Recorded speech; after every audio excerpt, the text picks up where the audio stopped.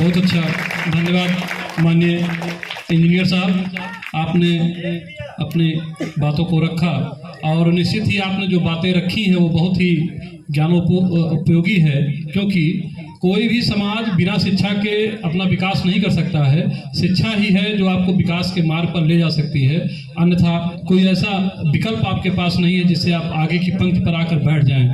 आइए आगे के क्रम में श्री भागीरथी पटेल जी, जो कि पूर्व प्रत्याशी रहे हैं जिला पंचायत सदस्य परशुरामपुर प्रथम से, आप आए हैं चलकर। आप एक महान समाजकर्ता भी हैं, समाज सेवक भी हैं।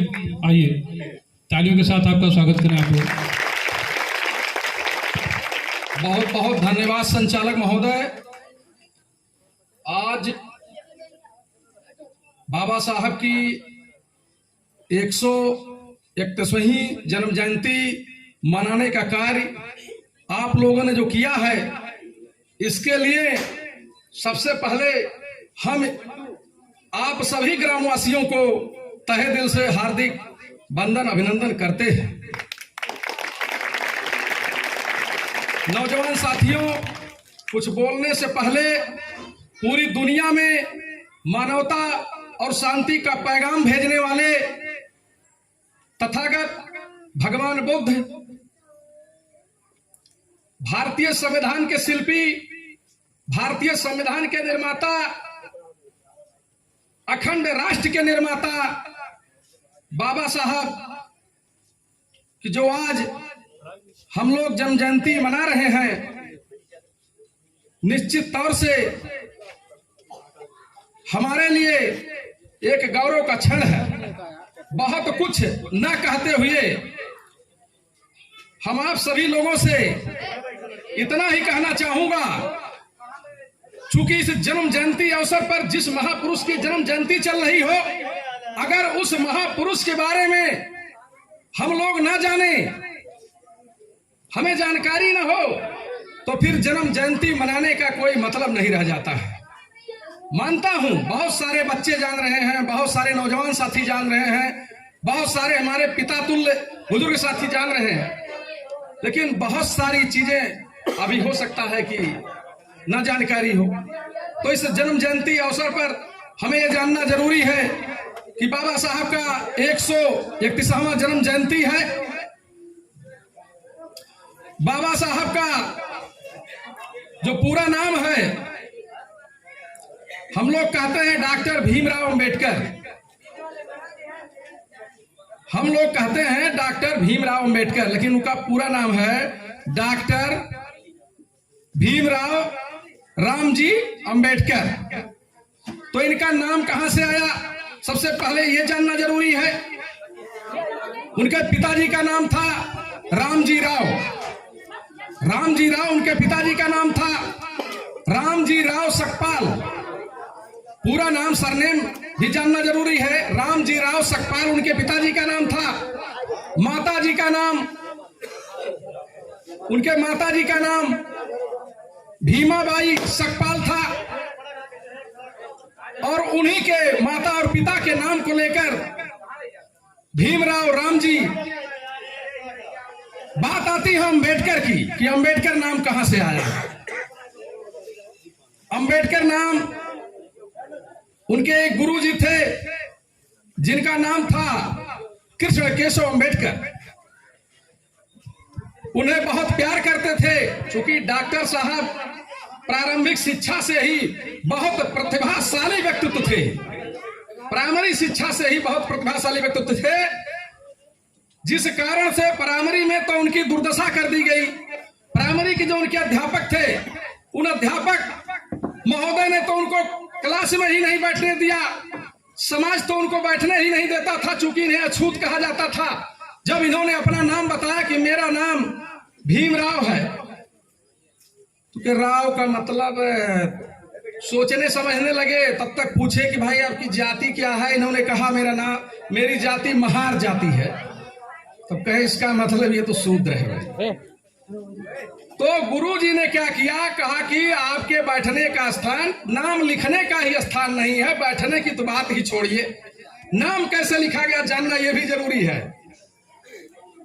उस जमाने में जहां हमें पढ़ने का अधिकार ही नहीं था, बोलने की तो बात ही छोड़ दी है, पढ़ने का ही अधिकार नहीं था। जब नॉलेज ही नहीं तो आप बोलेंगे क्या? तो सबसे पहले जानना ये जरूरी है कि डॉक्टर साहब का, जिनकी हम जन्म जयंती मना रहे हैं, उनकी प्रारंभिक शिक्षा में एडमिशन कैसे हुआ। उनका एडमिशन, चूंकि उनके पिताजी सेना में सूबेदार थे, सूबेदार पद बहुत बड़ा पद होता है, प्रतिष्ठित पद था। सूबेदार होने की वजह से अंग्रेज अधिकारी, जो अंग्रेजों का शासन था, अंग्रेज अधिकारियों के दबाव में प्राथमिक विद्यालय में इनका एडमिशन होता है, अन्यथा कहां एडमिशन हो पाता। हम लोगों का सौभाग्य है कि कम से कम डॉक्टर अंबेडकर साहब के पिताजी उस समय सूबेदार थे कि एक सूत्र होते हुए भी इनका एडमिशन हो गया, नहीं तो एडमिशन ही ना हो पाता। एडमिशन हुआ, लेकिन उनके बैठने का स्थान निश्चित नहीं था। क्लास में चले आते तो लड़के खड़े हो जाते, हुटिंग करते। ये तो सूत्र आ गया, हम नहीं बैठेंगे। बाबा साहब भी खड़े खड़े मुंह देखते रहे, भाई क्या है, तो बड़ी समस्या है, बड़ी दिक्कत, हम कैसे पढ़ेंगे यहां। इसके बाद गुरुजी प्रवेश करते हैं, कहते हैं क्या हो हल्ला मचाए भाई, क्यों आप लोग भाग लिए, क्यों भाई भीमराव जी क्या बात है। कहीं उन्होंने कहा गुरुजी ये लोग कह रहे हैं आप अछूत हो, आपको बैठने का कोई अधिकार नहीं है। तो गुरुजी ने कहा कि यह सही है कि तुम्हें बैठने का कोई अधिकार नहीं है, तुम स्कूल के बाहर बैठो। और बैठने के लिए जो प्राथमिक विद्यालय में हम लोग बोरा लेकर, हम लोग भी जाते थे भाई, बोरिया लेकर के व्यवस्था नहीं थी। बोरिया लेकर तो हम लोग भी गए हैं, अपने बस्ते में रख लेते थे और पढ़ने जाते थे। तो उस जमाने की बात, जब अंबेडकर साहब थे तो उनके लिए यह हुआ कि आप बोरिया बिस्तर अपना लेकर आइए, बैठिए, बाहर बैठिए, आप सुन सकते हैं, सुनने का भी अधिकार नहीं है। लेकिन चूंकि अंग्रेज अधिकारी सस्पेंड कर देता मास्टर साहब को, मास्टर साहब तो बर्बाद हो जाते। इस कारण से मास्टर साहब ने स्कूल में दाखिला लिया, उनके बैठने की व्यवस्था स्कूल के बाहर। कितना जीनियस डॉक्टर साहब रहे होंगे, इसकी कल्पना आप नहीं कर सकते कि आज हम पब्लिक कॉन्वेंट स्कूल में पढ़ रहे हैं, हमारा लड़का पढ़ रहा है, हम भेज रहे हैं, लेकिन जो बड़े बड़े लोग भेजते हैं अपने बच्चों के, उन बच्चों के समकक्ष हम लोगों के बच्चे नहीं पहुंच पाते हैं आज के कंडीशन में। तो आप सोच लीजिए कि कितना प्रतिभाशाली रहे होंगे जो विद्यालय के बाहर बैठ के। और पीने के लिए अगर पानी की व्यवस्था की बात की जाए तो अगर चपरासी नहीं तो पानी नहीं, अगर चपरासी नहीं तो पानी नहीं। वो भी चपरासी कहां पिलाएगा, घड़े से दूर से पिलाएगा, आपको हाथ ऐसे जोड़ के पीना है, छिटकी भी ना पड़े, क्योंकि चपरासी भी वही लोग थे। तो पानी दबाव में पिला रहे थे, लेकिन ऊपर से। अब आप सोच लीजिए इतनी विषम परिस्थितियों में डॉक्टर अंबेडकर साहब कितने जीनियस रहे होंगे कि बाहर बैठ के, और फिर इतना झेले कि पानी तक पीने की व्यवस्था नहीं थी। चपरासी चला गया तो पानी भी नहीं मिला, फिर भी क्लास टॉप कर रहे हैं। तो यह धन्य है हमारा बहुजन समाज, धन्य है हम लोग कि हमारे कौम में पैदा हुए डॉक्टर अंबेडकर साहब। बात आती है, हमने अंबेडकर का भी जिक्र कर दिया कि कृष्ण केशव अंबेडकर उनके गुरुजी थे, जो ब्राह्मण ही थे, लेकिन बहुत प्यार करते थे उनको, अपने घर पे बुलाते थे, खाना खिलाते थे। एक ट्यूटर होता है जैसे ट्यूशन पढ़ाता है, ठीक वैसे ही उनको पढ़ाते थे। मुरीद इसलिए हुए चूंकि प्रतिभाशाली बालक थे। अब प्रतिभाशाली बालक जब है तो परिचय का मोहताज तो है नहीं भाई, हर कोई प्यार करेगा, लेकिन बहुत सारे लोग नहीं करते थे, लेकिन कृष्ण केशव अंबेडकर जी करते थे। उन्होंने सोचा ये इतना प्रतिभाशाली बालक है कि देश के लिए कुछ कर सकता है, और यह बालक अगर अछूत की समस्या रहेगी तो फिर आगे कैसे बढ़ पाएगा। लोग रोक देंगे, ब्रेक कर देंगे। तो ऐसे कंडीशन में उन्होंने कहा अब आपका नाम रामजी राव, भीम, डॉक्टर भीम राव, डॉक्टर भीम राव, रामजी राव अंबेडकर। उन्होंने सरनेम अपना दे दिया, स्वयं अपना दे दिया। जो अंबेडकर उपाधि है ये ब्राह्मण की उपाधि है, उन्होंने स्वयं दे दिया कि आप आज से लिखेंगे अंबेडकर। क्योंकि उनके अंदर एक टेंशन था, एक उफाफों की स्थिति में जी रहे थे कि कहीं ऐसा ना हो कि अछूत की समस्या के कारण बहुत बड़ा बवाल हो जाए और देश के लिए कुछ हो न पाए। उनके अंदर भी यह जिज्ञासा थी गुरुजी के, तो गुरुजी ने दे दिया। लेकिन इसके बाद भी तमाम बवाल हुआ। आप लोग जानते हैं, तमाम वक्ता साथी बताए होंगे, अंबेडकर जयंती तो हर वर्ष आती है, लेकिन हमको मनाना चाहिए प्रतिदिन अंबेडकर जयंती। इसलिए मनाना चाहिए कि डॉक्टर अंबेडकर ने ही जब हमारे लिए सब कुछ दिया। भाई भारतीय लोग कहते हैं, तथा कथित कुछ लोग कहते हैं, नाम नहीं लेना चाहता हूं, वो यही कहते हैं कि डॉक्टर अंबेडकर ने तो दलितों के लिए किया है जो कुछ किया है। पहले तो दलित समझ लीजिए भाई है क्या, क्योंकि बहुत सारे लोग दलित शब्द जानते ही नहीं है, सिर्फ दलित जातियां समझ बैठते हैं। दलित का मतलब है जो दबा हो, कुचला हो, अपमानित हो, वंचित हो, वही दलित है। तथाकथित कुछ लोग कहते हैं कि डॉक्टर अंबेडकर साहब ने जो कुछ किया है दलितों के लिए किया है। लेकिन जरा उन लोगों से पूछना चाहिए आप लोगों को कि भारत का जो संविधान है, जिससे पूरा सिस्टम देश का चल रहा है, उसका जनक और जननी दोनों आप ही हैं। तो फिर सिर्फ दलितों के लिए कहां किया उन्होंने? उन्होंने तो पूरे देश के लिए किया,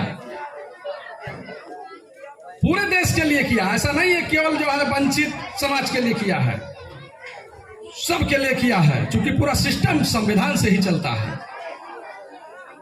ये बताने की जरूरत है कभी जब ऐसा मौका आए। डॉक्टर साहब अपने लाइफ में हिंदू धर्म में रहते हुए बहुत संघर्ष किए, बहुत कोशिश किए कि हिंदू धर्म सुधर जाए। हिंदू धर्म में काफी सुधार का वो प्रयास किए। लेकिन जब उन्हें लगा कि अब सुधार नहीं होगा, हम कितना भी प्रयास करें, गांव में एक कुआं होता था जिसका नाम था ठाकुर का कुआं। ये मुंशी प्रेमचंद जी ने लिखा है, ठाकुर का कुआं, आप पढ़ लीजिए ये कहानी। पानी पीने का अधिकार आपका नहीं था, आप उसमें से पानी घड़ा लेके नहीं निकाल सकते थे, आपको दे भी नहीं सकते थे। क्या करना होता था? गंदा नाली का पानी पीने को मजबूर होना पड़ता था। मंदिर के सारे दरवाजे आपके लिए बंद थे। इन सबको अगर हम लोगों को देने का प्रयास किया है तो डॉक्टर B.R. अंबेडकर साहब कि हम लोग के लिए दरवाजे भी खुल गए और कुएं का पानी पीजिए, आप नल लगवा लीजिए, अब तो भाई आप स्वतंत्र ही। उन्होंने कहा कि जिस धर्म में बात हिंदू धर्म की चल रही, जिस धर्म में प्रज्ञा न हो और जिस धर्म में करुणा न हो और जिस धर्म में समता न हो, फिर ऐसे धर्म को त्याज देना ही उचित है। ऐसे कंडीशन में पूरी जिंदगी हिंदू धर्म में बिताए, लेकिन लास्ट में जब हिंदू धर्म से ऊब गए कि सुधरने वाला नहीं है, तो उन्होंने कहा कि जन्म लेना तो मेरे बस में नहीं था, जन्म तो मैं हिंदू धर्म में लिया हूं, लेकिन मरना मेरे बस में है।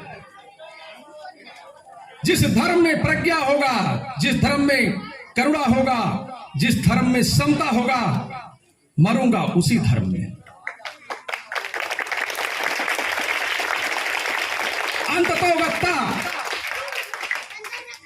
अंततोगत्ता 6 दिसंबर 1956 में बौद्ध धर्म ग्रहण कर लेते हैं। चूंकि बौद्ध धर्म में करुणा भी है, बौद्ध धर्म में प्रज्ञा भी है, बौद्ध धर्म में समता भी है, बौद्ध धर्म में बहुजन समाज का हित है। Doctor B R. अम्बेडकर साहब कहा करते थे कि शिक्षा वो शेरनी का दूध है, जो पिएगा वो दहाड़ेगा, जो पिएगा वो दहाड़ेगा। थोड़ा बहुत शिक्षा का अलग हमारे माता पिताजी ने भी जगाया है। मुझे लगता है वह दूध पिलाया है तो कुछ टूटे फूटे शब्दों में आपके सामने कुछ बोल पा रहा हूं। Doctor B R. अम्बेडकर साहब ने बहुजन समाज के हित के लिए बहुजन हितकारिणी सभा का गठन किया था। बहुजन हितकारिणी सभा, बहिष्कृत हितकारिणी सभा, बहिष्कृत हितकारिणी सभा का गठन किया था कि जो लोग बहिष्कृत हैं समाज से, जिनको हिंदू समाज में रखा नहीं जा रहा है, जिनको बहिष्कृत कर दिया गया है, ऐसे लोग बहिष्कृत हितकारिणी सभा में आए और सारे लोग उन्होंने जोड़ा। इसीलिए तो उन्होंने कहा था कि शिक्षित बनो, संगठित बनो, संघर्ष करो, तब जाके कुछ होने वाला है। तो शिक्षा तो जरूरी है, क्योंकि बहुत सारे विद्वानों ने कहा है कि शिक्षा ही संघर्ष है, संघर्ष ही शिक्षा है। Struggle is work, work is struggle. उस जमाने में बाबा साहब के पिताजी, जिस जमाने में आप कुछ भी नहीं कर सकते थे, सिर्फ इतिहास में पढ़ के आप कल्पना करते हैं दिमाग से। इतिहास तो साक्षी है, इतिहास तो साक्ष्य प्रस्तुत करता है। इतिहास में लिखा हुआ है कि डॉक्टर बी.आर. अम्बेडकर साहब के पिताजी, डॉक्टर अम्बेडकर साहब के लिए विश्व कवि रविन्द्रनाथ टैगोर साहब की किताबें उनको पढ़ने के लिए देते थे। विलियम शेक्सपियर साहब, महान विश्व कवि, जिनके ड्रामा की पुस्तक पढ़ने के लिए देते थे। जो बालक छोटी अवस्था में विलियम शेक्सपियर साहब के ड्रामा पुस्तक को पढ़ेगा, जो बालक विश्व कवि रविन्द्रनाथ टैगोर के पुस्तक को पढ़ेगा, तो जीनियस तो होगा ही। ये माहौल, ये वातावरण तो उनके पिताजी ने खड़ा किया। और हम आप, हमारी तमाम माताएं बैठी, हमारी बहनें बैठी हैं, नन्हे मुन्ने बच्चे बैठे हैं, तमाम गार्जियन बैठे हैं, नौजवान साथी। अपने बच्चे को गिफ्ट में आप क्या लाते हो भाई? कभी मीठी गोली ले आए, कभी एक पैकेट बिस्किट ले आए। अरे भाई थोड़ा पैसा वैसा है तो का केजी सेब वो आ गया। लेकिन कभी क्या आपने सोचा किसी महापुरुष की कहानी को दें गिफ्ट, और हमारा बच्चा पढ़े, उससे प्रेरित हो और आगे बढ़े? इसलिए आज मैं बहुत कुछ ना कहते हुए, चूंकि भाई हमारा घर यहीं पड़ता है, ग्राम सभा बस्थनवा, ग्राम तेलियाडी, लेकिन हमारे साहब आए हुए हैं चंद्रपाल साहब अयोध्या से चलकर। तो दूर भी जाना है कुछ लोगों को, तमाम लोग बैठे हुए हैं, उन लोगों को भी यह है कि सुनने के लिए तो ऐसा नहीं कि राजी नहीं है, लेकिन ये जरूर चाहते होंगे थोड़ा शॉर्टकट बोलने का। तो हम 3-4 घंटे बोल सकते हैं, कोई दिक्कत नहीं है। चूंकि मैं जिला पंचायत का चुनाव लड़ा था परशुरामपुर प्रथम से, चुनाव हारा जरूर, लेकिन सम्मानजनक स्थिति रही। चलिए, हार जीत तो लगा रहता है। चुनाव का बात छोड़िए, आज अम्बेडकर साहब पर बात होगी। ये तो बीच में आ ही गया, थोड़ा सा होना भी चाहिए, लेकिन आना नहीं चाहिए। राजनीति की बातें बिल्कुल नहीं आनी चाहिए। चूंकि डॉक्टर अम्बेडकर साहब की जयंती है, ऐसे अवसर पर सिर्फ डॉक्टर अम्बेडकर के बारे में बात होनी चाहिए, उनसे प्रेरणा लेने की बात होनी चाहिए। तो हम कह रहे थे, गिफ्ट लेने की बात, गिफ्ट देने की बात, दुकान से भैया मिट्टी गोली वही और बिस्किट, जिसके पास कुछ अधिक है थोड़ा कुछ अधिक ले आया, लेकिन कभी नॉलेज के लिए कुछ आपने नहीं लाया, तो उसका लड़का बनेगा नॉलेज ऑफ सिंबल, ज्ञान का प्रतीक, ज्ञान का प्रतीक, नॉलेज ऑफ सिंबल की उपाधि डॉक्टर भीमराव अंबेडकर को दिया गया। नॉलेज ऑफ सिंबल इतिहासकारों को लिखना पड़ा कि knowledge of symbol doctor Bhimrao Ambedkar, चूंकि वो प्रतिभाशाली थे, जीनियस थे, तो भाई पिताजी ने बनाया तब न बने, ऐसे तो बने नहीं। तो एक उनकी उपाधि है भी है नॉलेज ऑफ सिंबल, उनको कहा जाता है ज्ञान का प्रतीक। ज्ञान लेना हो तो डॉक्टर अंबेडकर को पढ़िए। बहिष्कृत हितकारी सभा का गठन उन्होंने करके सभी बहुजन समाज को इकट्ठा करके उनको बताया कि आपके साथ क्या हो रहा है, क्या नहीं हो रहा है, सब कुछ बताया विस्तार से। सारे लोग इकट्ठा हुए, संगठित हुए, संघर्ष किए, आजादी मिली। गोलमेज सम्मेलन, लंदन में 3 गोलमेज सम्मेलन होता है, 1930, 1931, 1932। भारत की तरफ से डॉक्टर भीमराव अंबेडकर ऐसे प्रतिभाशाली महापुरुष थे कि इनको तीनों गोलमेज सम्मेलन में बुलाना पड़ा। जो इंग्लैंड का राजा था जॉर्ज पंचम, प्रधानमंत्री डोनाल्ड साहब, डॉक्टर अंबेडकर साहब को तीनों गोलमेज सम्मेलन में बुलाना पड़ा। द्वितीय गोल सम्मेलन में गांधी जी भी पहुंच गए, और जब गांधी जी पहुंचते हैं तो वहां भाई तकरार तो होना स्वाभाविक है, चूंकि डॉक्टर अंबेडकर बहुजन समाज का हित के लिए वहां लड़ाई लड़ रहे थे। जॉर्ज पंचम वहां की जो महारानी थी, वहां के जो प्रधानमंत्री थे, सबके समक्ष बहुजन हित की बात करने गए थे। और गांधी जी कहीं न कहीं असहमत थे डॉक्टर अंबेडकर से, तो तकरार हुआ। अपने प्रबल तर्कों से गांधी जी को दबाया और गांधी जी को अंततोगत्ता बैठना पड़ा और डॉक्टर अंबेडकर की जीत हुई। उन्होंने कहा कि बहुजन समाज, यानी बहुजन समाज, जिस बहुजन समाज की हम बात करते हैं उसमें जो अति पिछड़ा है, शेड्यूल कास्ट, उन्होंने कहा उनके लिए आरक्षण हमें पहले चाहिए। यदि आप आरक्षण नहीं देंगे तो आगे कैसे बढ़ेंगे। कुल मिलाकर के ये कहा जाए कि डॉक्टर भीमराव अंबेडकर साहब के प्रयास से शेड्यूल कास्ट का जो आरक्षण था उसी समय लागू हो गया।